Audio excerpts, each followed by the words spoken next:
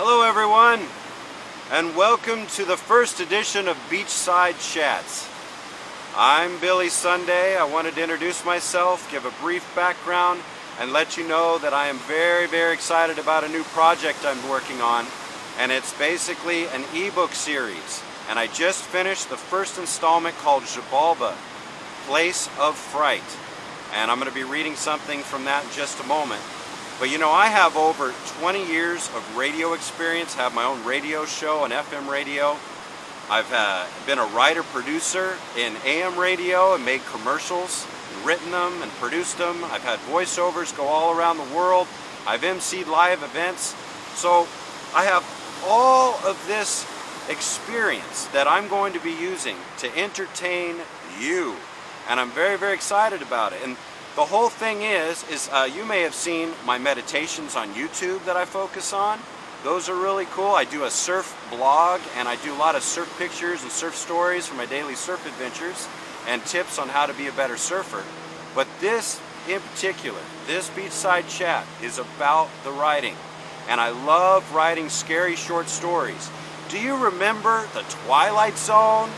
Alfred Hitchcock and his movies and series, Ray Bradbury Theater, Tales from the Crypt. I miss that stuff. Let's bring it back. Let's be entertained. So, without further ado, I'm going to read you from chapter 6, a brief section to entice you so that you'll want to come back for more. Okay? So again, this is from Xibalba, and this is in chapter 6. Keep in mind, I'm also going to be doing an audio version you can find on Amazon within the month. And I'm going to be very proud of that. It's going to be fantastic. But let's give this a go. Strange monkey howls and bright screaming cackles sounded off throughout a ceiling of leaves. Our heads scanned ahead for any sign of our companions. It was difficult to focus peering through the beams of light severing through the misty shadows. I want everyone mindful of their surroundings. Look for any kind of mud track, broken branches, and don't rush. Bernal's voice contrasted with a still, listening jungle. He continued in the lead, followed by Diego and Carlos, while I hid from any loud commands in the rear. The Indians were no longer visible, scouring the area for any kind of sign of the missing. Time slowed with each labored breath I took, my back drenched with sweat. El Capitan! Alonso! Vasquez! Bernal's cries soaked into the fabric of the leaves without a single whisper of response. I slowed my pace, my mind determined to process as little information as possible. Despite a growing lack of enthusiasm, my eyes fixated on a cleared area near a palm. A thin line of smoke trickled from behind. A familiar animal charred stench filled the air. Behind the base of the trunk, tied to a small branch, a lit corncob pipe dangled. Diego! Bernal! Binicky! I called out. What's this? And Bernal inspected the pipe and brought it close to his nose.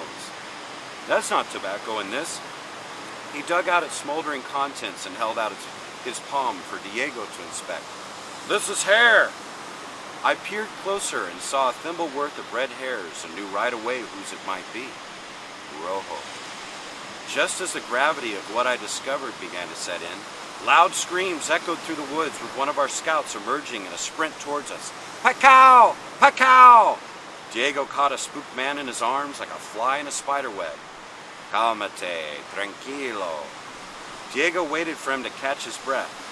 Rushed gibberish flew out of the native's mouth as Diego's facial expression lowered into a look of confusion, despite his affirmative nod as he listened.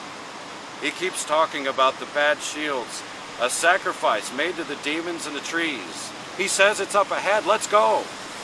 Bernal quickly followed Diego, but I was slow to proceed as I took a last look at the pipe. It seemed clear that this was a warning, but from who? Could someone have overcome a Goliath like Rojo? My thoughts erased when a sudden sound of a cracked branch came from behind me. I spun around flushed with a shock to discover two short figures covered in white mud, one with a rock mallet lifted above his head. I felt a blow, and everything flashed lightning as I dropped to the dirt. Well, I hope you do enjoy that little snippet of dark deliciousness.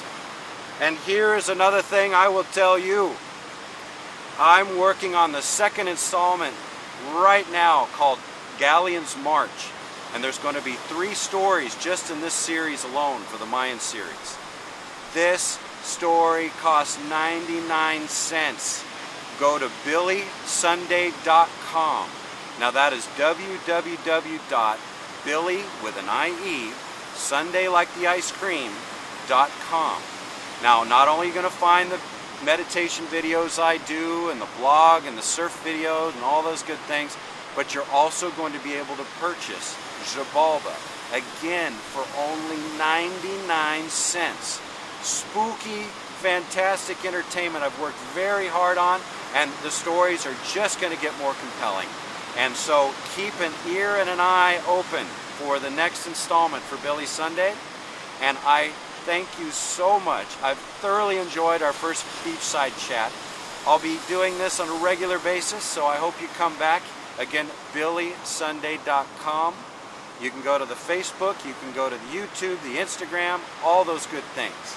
But again, BillieSundae.com. 99 cents, check out Xibalba. I think you will be pleasantly happy and spooked. Thank you so much.